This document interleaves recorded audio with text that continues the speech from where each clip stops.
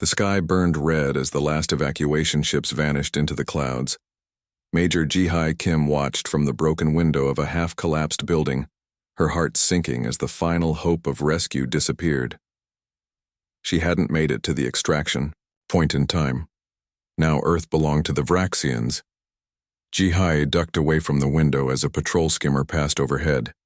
The aliens had won after 2 years of war that had left Earth cities in ruins and its population either dead or evacuated to the colony worlds. They thought they had removed all humans from the planet. They were wrong. She checked her supplies.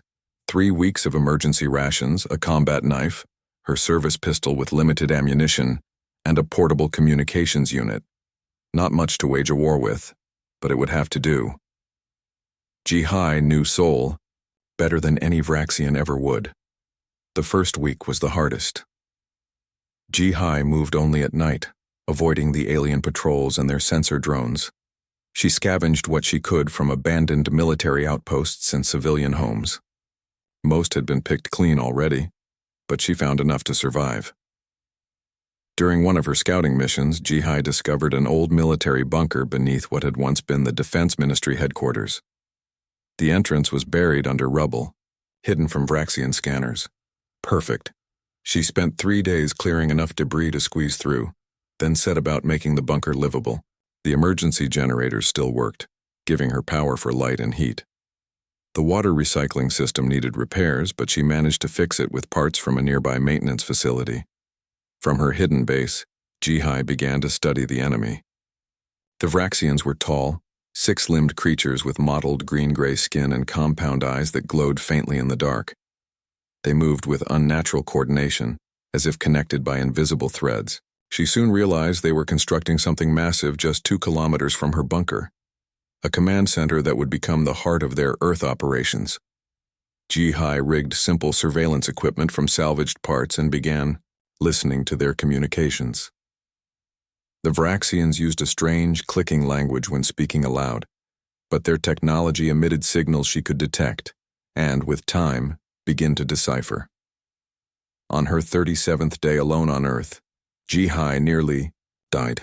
A Vraxian patrol spotted her while she was retrieving water from a hidden collection point.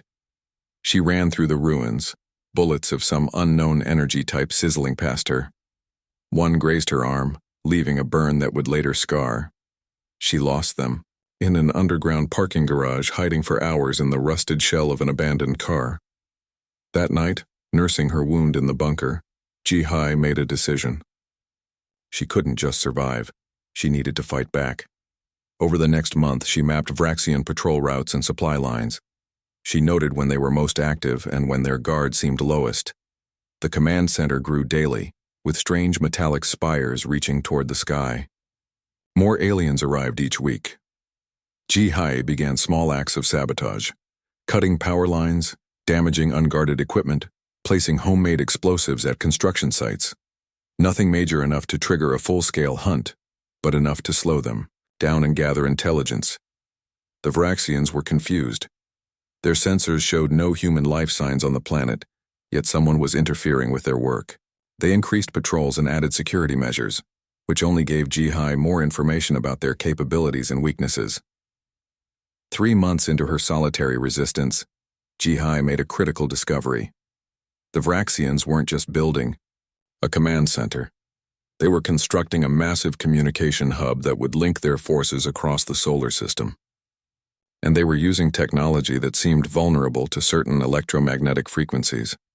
In the depths of her bunker, surrounded by maps and salvaged Vraxian tech, Ji-Hai allowed herself a smile for the first time since being left behind. She had found a weakness. One human against an alien empire seemed like impossible odds, but Ji-Hai knew something the Vraxians didn't. Sometimes all it takes is one person in the right place at the right time to change everything. As she began planning her next move, Ji-Hai looked at the small photograph she kept with her, the only personal item she had saved. It showed her with her unit before the invasion. On the back, someone had written, "Together we are stronger." Ji-Hai tucked it away and whispered to herself, "Even alone, I am enough." Rain fell in sheets across the ruins of Seoul as Ji-Hai huddled near her makeshift radio setup. For weeks she had been intercepting fragments of Vraxian communications, slowly decoding their strange language patterns. Tonight, something different came through, a technical discussion that made her sit up straight. The Vraxians were talking about their neural network, the system that let them communicate across vast distances without standard radio signals. Ji-Hai listened carefully, recording everything as they discussed maintenance routines and security protocols for a small relay station just 3 kilometers from her bunker. System requires full reset during atmospheric disturbance. One Vraxian technician clicked to another. All nodes vulnerable during synchronization period. Ji-Hai checked her weather tracker. A major storm was forecast for tomorrow night. Perfect timing. She spent the day preparing. From scavenged materials, she constructed 3 small explosive devices. She cleaned her pistol and counted her remaining ammunition. Only 8 bullets left.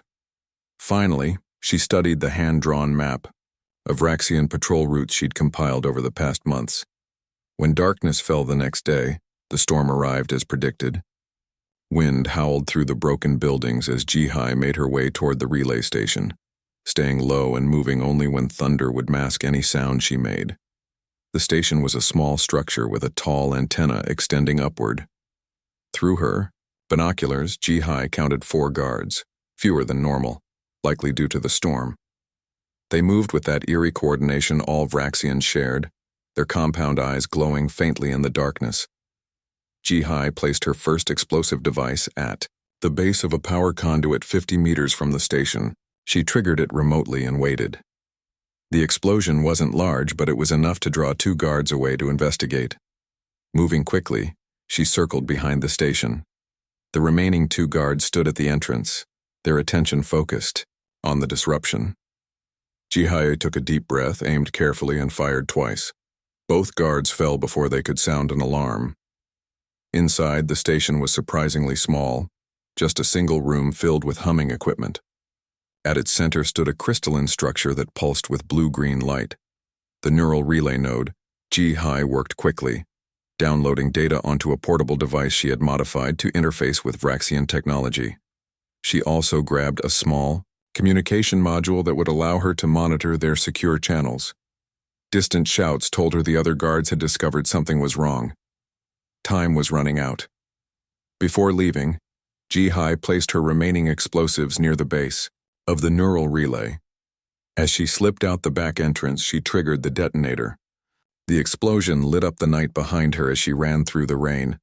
Back at her bunker, soaking wet but alive, Ji-Hai examined her stolen treasures. The data confirmed what she had suspected. The Vraxian neural network had a fundamental weakness. Their hive-mind communication system operated on frequencies that could be disrupted by specific countersignals. More importantly, the communication module she'd stolen could reach far beyond Earth. With some modifications, she might contact the remnants of humanity hiding in the outer solar system. It took 3 days of delicate work to reconfigure the device. Ji-Hai had been a communications specialist before becoming a field operative, and she put all her knowledge to use. Finally, on the 3rd night, she was ready. This is Major Ji-Hai Kim, Earth Defense Force, serial number EDF 87253, broadcasting on emergency channel. Any human forces receiving, please respond. For hours, there was nothing but static. Ji-Hai kept trying, adjusting frequencies, boosting the signal as much as she dared without alerting the Vraxians. Then, just as she was about to give up for the night, the device crackled. This is Admiral Tae-woo of the resistance vessel Hopes. Light. Identify yourself and state your location. Ji-Hai's hands trembled as she responded. This is Major Kim, transmitting from Seoul, Earth. A long pause followed. That's impossible. Earth was fully evacuated 3 months ago. Not fully, Admiral. I was left behind during the final evacuation. Another pause. Major Kim, we thought everyone was evacuated. Not everyone, Admiral, Ji-Hai replied, looking at the data she'd stolen. And I've found something you need to see. She transmitted the information about the Vraxian neural network, explaining her discovery of their vulnerability during synchronization periods. "This changes everything," Admiral Tewu said after reviewing the data. "We thought we were just running and hiding. Now we might have a chance to fight back." For the first time in months, Jihai felt a spark of real hope. She wasn't alone anymore. And with what she'd discovered, humanity might have a fighting chance after all. "What's the next step?" she asked. "Keep gathering intelligence," the Admiral replied. "We'll establish regular contact protocols. And Major, stay alive. You may be the most important soldier in this war now." Jihai looked out at the ruined city, where Vraxian patrols would soon be searching for whoever had destroyed their relay station. "I plan to do more than Jamur." Meanwhile, Jihi began a new phase of her resistance. Using parts from abandoned factories, she constructed small reconnaissance drones. Each was no bigger than her hand, designed to look like debris when stationary. She released them throughout Seoul, programming them to map Vraxian movements and collect data on their activities. The information they gathered confirmed her theory. The Vraxians were most vulnerable during their synchronization periods, when all members of their hive connected simultaneously. One evening, while retrieving data from a drone near the main Vraxian command center, Jihai nearly met disaster. 3 patrol units emerged from a side street just as she was downloading the drone's information. "Human detected," the lead Vraxian announced, raising its weapon. Jihai dove behind a concrete barrier as energy blasts scorched the wall where she had been standing. She sprinted through the ruins, the sound of Vraxian pursuit close behind. A blast caught the edge of her jacket, setting it on fire. She rolled to extinguish the flames and kept running. For 2 hours, she led them through a maze of destroyed buildings and underground passages.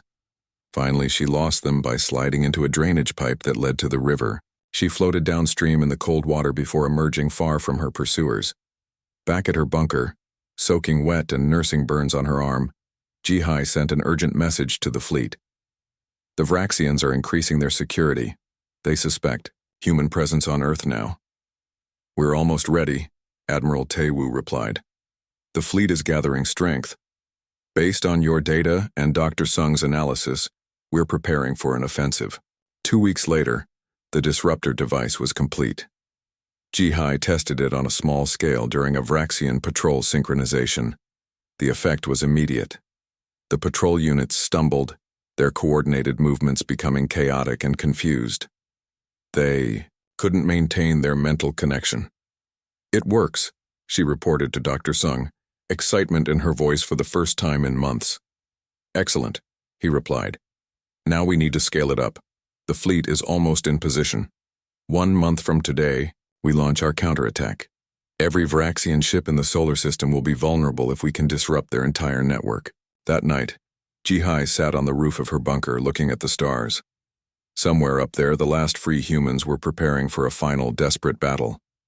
The odds were overwhelming, but they had something the Vraxians didn't expect: knowledge of a fundamental weakness in their enemy's most powerful advantage. Her drones continued to gather data, mapping every Vraxian installation in Seoul.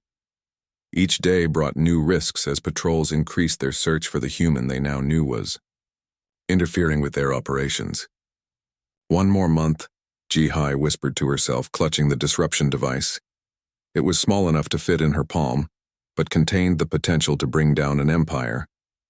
As dawn broke over the ruined city, she returned to her bunker to continue her work. A plan was forming in her mind, one that would require the ultimate sacrifice. But if it meant freeing Earth and giving humanity a chance to survive, she was ready to pay that price. "The war isn't over," she told herself as she modified the device to increase its power. "It's just beginning." The day had come. Jihai stood before the small mirror in her bunker, looking at her reflection. Her face was thinner than it had been months ago when she'd been left behind on Earth. Her eyes held a hardness that hadn't been there before. She touched the small lump beneath the skin of her forearm where the disruption device now sat, implanted the night before using a medical kit. "Fleet in position," came Admiral Tewu's voice through her communication device. "Awaiting your signal." "I'll be in position in approximately 6 hours," Jihai replied. "Once the device activates, you'll have your window to attack." She dressed simply in clothes that would attract no special attention, though nothing could truly hide the fact she was human. That was the point now. To be found, to be captured, to be taken exactly where she needed to go. Ji-Hai left her bunker for what might be the last time. She carried nothing except a small knife hidden in her boot and the device beneath her skin. Everything else would only raise suspicion. She walked directly into a known Vraxian patrol route and waited. It didn't take long. 3 patrol units rounded a corner, their weapons ready. Ji-Hai stood in plain sight, making no move to run. "Human detected," announced the lead Vraxian, its compound eyes focusing on her. "I surrender," Ji-Hai said simply, raising her hands. The Vraxians approached cautiously, clearly surprised by her willing capture. They bound her hands and conducted a brief search, finding nothing of concern. Just as she had calculated, they didn't have scanners sophisticated enough to detect the device beneath her skin. It had been built specifically to evade their technology. "Bring the human to command. High priority," ordered the patrol leader. Just as planned, they transported her to the central command center, the massive structure she had observed being built for months. Inside, the building hummed with activity. Vraxians moved with their eerie coordination through vast chambers filled with equipment Ji-Hai had never seen before. At the center stood a massive crystalline structure similar to the one from the relay station, but hundreds of times larger. The neural network hub. Ji-Hai was brought to a secure room deep within the facility. There, waiting for her, was a Vraxian different from the others, taller with darker skin markings and eyes that glowed more intensely. "I am Commander Do-Yun," it said in perfect, unaccented human speech. "You have caused us considerable trouble, Major Kim." Ji-Hai kept her face neutral, betraying no surprise that they knew her identity. "You are the last human on Earth," Do-Yun continued, "an oversight we intend to correct. But first, you will provide information about the resistance fleet." "I have nothing to tell you," Ji-Hai replied. "We have ways of extracting information directly," Do-Yun said. "Your mind will open to us." 2 Vraxians approached, securing Ji-Hai to a chair positioned before a strange apparatus. A crystal similar to the larger hub descended from the ceiling, stopping just inches from her forehead. "Your species has never experienced a direct neural connection," Do-Yun explained, almost conversationally. "It is not painful, merely invasive. Your thoughts will become mine." The crystal began to glow. Ji-Hai felt a strange pressure building in her head, like a headache forming behind her eyes. She knew this was the moment everything depended on. As Do-Yun stepped forward to initiate the connection, placing his 6-fingered hand on the control panel, Ji-Hai focused all her concentration on the device beneath her skin. Dr. Sung had designed it to respond to specific neural patterns only a human brain could generate. The crystal touched her forehead. Do-Yun's mind reached for hers. Ji-Hai triggered the device. The effect was instantaneous and far more dramatic than even she had anticipated. Do-Yun screamed, a high-pitched sound unlike anything Ji-Hai had heard before. The commander staggered backward, all 6 limbs flailing uncontrollably. Throughout the room, every Vraxian began to convulse. The disruption spread like a wave. Through the walls, Ji-Hai could hear the chaos erupting throughout the facility. The restraints on her chair loosened as the Vraxians controlling them lost their coordination. Ji-Hai broke free and ran to the control panel. She amplified the signal, routing it through the central hub itself. Now the disruption would spread not just through this facility, but to every Vraxian connected to the network on Earth. Alarms blared as she made her way through hallways filled with disoriented aliens. Some lay completely still, their neural systems overloaded. Others stumbled blindly, unable to coordinate their movements. Ji-Hai reached the communications center of the facility. Through the window she could see flashes of light in the sky above Seoul. The resistance fleet had arrived. She activated the main communication array. "This is Major Kim. The disruption is active. All Vraxian forces on Earth are compromised." "Copy that, Major," came Admiral Tae-Woo's voice. "Fleet engaging enemy positions throughout the solar system. Their ships are unresponsive. It's working." Ji-Hai smiled as she watched the first human ships descend through the clouds. After months alone, fighting a guerrilla war against impossible odds, reinforcements had finally arrived. Outside the command center, the first human troops landed, securing the area around the facility. Ji-Hai went out to meet them, her arm throbbing where the device continued to broadcast its disruptive signal. "Major Kim," said the young soldier who approached her, "we've come to take you home." Ji-Hai looked around at the ruins of Seoul, at the disabled Vraxian technology at the human ships landing all around them. "I am home," she said, "and now we're taking it back." Ji-Hai stood at the entrance of the Vraxian command center, directing the flow of human troops. Just hours earlier, these soldiers had been in ships orbiting beyond Mars.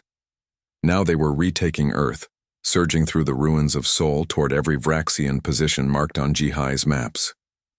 "Team Alpha, secure the Western Communications Array," she ordered, pointing to a section on her tablet.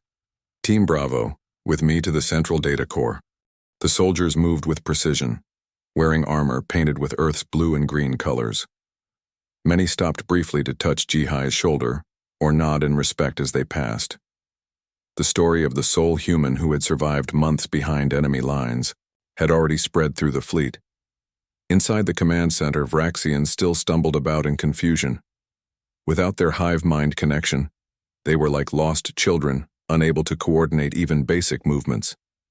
Some fought back with desperate ferocity, but most simply collapsed when confronted. Ji-Hai led her team to the massive data core at the heart of the facility. Here, the Vraxians had stored information about their entire empire: weaknesses, strengths, colony locations, and fleet positions. "Set up the translation matrix," Ji-Hai instructed as technicians began downloading the Vraxian database. "Admiral, Taewoo needs this information immediately." Reports flooded in from across the solar system. The disruption effect had spread through all Vraxian networks. In orbit around Mars, 3 Vraxian dreadnoughts had been captured intact when their crews lost all ability to control their ships. The moons of Jupiter, recently taken by the aliens, were already being reclaimed by human forces. By nightfall, Seoul was secure. Ji-Hai stood on the roof of the command center, watching human ships landing in every open space. Medical teams treated the wounded. Engineering crews began assessing damage to infrastructure.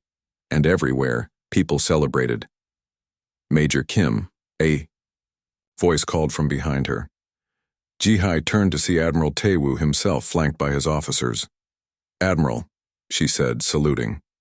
"At ease, Major," he replied, returning the salute. "I wanted to thank you personally. What you accomplished here," he gestured at the activity below them. "This was impossible yesterday. I just found a weakness," Ji-Hai said. "The fleet did the rest." "Don't underestimate your contribution," said Dr. Sung, stepping forward. He gently took her arm, examining the spot where the disruption device had been implanted. "This technology you helped develop will protect humanity for generations." 3 days later, the last Vraxian ships fled the solar system. Their retreat was disorganized and chaotic. Without their neural network, they couldn't coordinate a proper defensive strategy. Human ships pursued them to the edge of the system before letting them go. "They'll be back eventually," Admiral Taewoo said during the strategy meeting. "But now we know how to fight them." "And we'll be ready," Ji-Hai added. The rebuilding of Earth began immediately. The first priority was establishing safe zones in major cities where returning humans could settle. Seoul became the headquarters for the recovery effort, with the former Vraxian Command Center repurposed as Earth Defense Command. Ji-Hai was offered promotion after promotion, but she declined them all. Instead, she requested assignment to the research division working with Dr. Sung to develop more advanced disruption technology. 6 months after the liberation, Ji-Hai walked through the streets of Seoul. Already, shops had reopened. Children played in newly cleared parks. Construction crews worked day and night to clear rubble and rebuild structures. Earth was healing. Her communication device chimed. A call from Dr. Sung. "We've done it," he said excitedly. "We've created a planetary shield based on your disruption technology. If the Vraxians ever return, they won't get within 1,000,000 kilometers of Earth without their neural networks failing." Ji-Hai smiled. "Good work, Doctor." I'll be there soon to see it. She continued her walk, stopping at a new memorial that had been erected in the center of the city. It was simple, a stone pillar with a plaque. The words read, "In honor of those who never surrendered. Earth remembers." A group of schoolchildren gathered around a teacher nearby. Ji-Hai overheard the lesson. The Vraxians thought they had won, the teacher explained. They had more ships, more weapons, more soldiers. But they didn't understand that sometimes one person can change everything. A little girl raised her hand. "Is it true Major Kim was all alone?" "Yes," the teacher replied. "For months, she was the only human on Earth. But she never gave up." Ji-Hai walked away before the children could notice her. She didn't consider herself a hero, just a soldier who did what was necessary. But as she looked at the city rising from the ashes, she felt pride in what humanity had accomplished. 5 years later, on the anniversary of Earth's liberation, Ji-Hai stood before a crowd of thousands as the new Seoul Tower was unveiled, the tallest structure built since the war, its top reaching toward the stars. "We didn't win this war with superior firepower," she said in her speech. "We won because we never accepted defeat. One person can light a spark, but it takes everyone to build a new world." As the crowds cheered, Ji-Hai looked up at the sky. The Vraxians were still out there, licking their wounds, perhaps planning revenge. But humanity was ready now, united, and stronger than ever before. The war that nearly ended human civilization had taught them their greatest lesson. Never underestimate what even one person can achieve when everything depends on them. The end.